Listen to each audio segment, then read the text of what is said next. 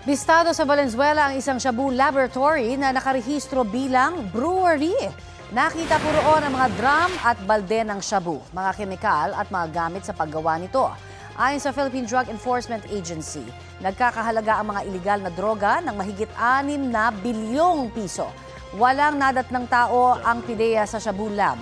Sabi ni PIDEA Director General Isagani Neres, natuklasan nila ang lab dahil sa isang suspect na target ng buy-bust operation. Nagkasundo raw ang mga undercover agent at mga suspect na magkita malapit doon. Tila kinutuban daw ang suspect na mga taga-PIDEA ang katransaksyon niya kaya bigla raw tumakbo papasok sa lab. Nasa kustudiya ng PIDEA ang suspect na mahaharap sa kaukulang reklamo. Hindi na siya nakunan ng pahayag. Tinutugis naman ang iba pang sangkot sa paggawaan ng shabu. Sabi ni Valenzuela Mayor Wes Gatchalian, hinigpitan na nila ang requirement sa pagpapaupa ng mga pabrika at bodega para hindi ito nagagamit sa iligal na aktibidad.